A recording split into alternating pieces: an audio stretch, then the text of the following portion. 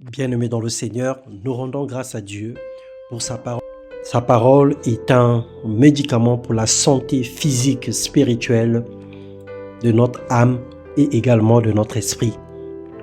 Le Seigneur notre Père nous aime et nous envoie chaque jour sa parole pour que nos vies changent. Que Dieu vous bénisse, bienvenue dans ce partage quotidien. Le thème que nous allons partager ce matin, le Seigneur s'engage à bénir ta vie si tu obéis à sa parole. Dans Matthieu, le chapitre 12, le verset 20, il est écrit « Il ne brisera point le roseau cassé, il n'éteindra point le lumignon qui fume, jusqu'à ce qu'il ait fait triompher la justice. » Le Seigneur nous parle ce matin, il dit « Je vous appelle plus serviteur, parce que le serviteur ne sait pas ce que fait son maître. Mais je vous ai appelé ami parce que je vous ai fait connaître tout ce que j'ai appris de mon Père. Ce que je vous commande, c'est de vous aimer les uns les autres. Celui qui vaincra, je le ferai asseoir avec moi sur mon trône, comme moi j'ai vaincu et je me suis assis avec mon Père sur mon trône.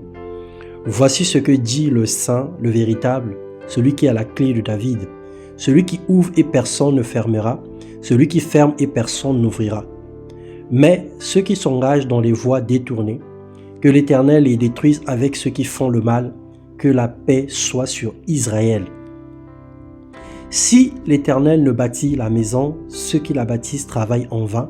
Si l'Éternel ne garde la ville, celui qui la garde veille en vain. Le Seigneur nous parle par sa parole, c'est l'unique source de la vraie révélation. Sa parole est éprouvée, que chacun trouve sa part dans ce message. Pour cette nouvelle année, pour ce nouveau mois de février, il s'engage à exécuter ses projets dans ta vie. Dieu s'engage à bénir ta vie si tu obéis simplement à sa parole et si tu ne te détournes pas de la bonne voie. Notre Père, notre Dieu, il est juste, il est le maître de temps et des circonstances. Il n'est pas un homme pour mentir, ni un fiston pour se repentir. Sa parole est la vérité.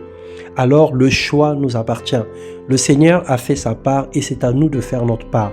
Il a mis à notre disposition les promesses et nous devons entrer en possession de notre héritage. C'est à nous d'exécuter la parole de Dieu afin que la loi du Seigneur s'accomplit dans nos vies. C'est à nous de respecter l'autorité du Seigneur, de respecter sa parole afin d'éprouver les vérités ou les promesses de la parole de Dieu. Que Dieu nous accorde la grâce de bénir, la grâce d'obéir à sa voix, la grâce de faire sa volonté et de marcher selon tout ce qui est écrit. C'est alors que nous aurons du succès dans nos entreprises et c'est alors que nous réussirons. Que Dieu vous bénisse et vous accorde un excellent mois de février, une excellente saison de grâce et de bénédiction dans le nom puissant de Jésus-Christ. Amen.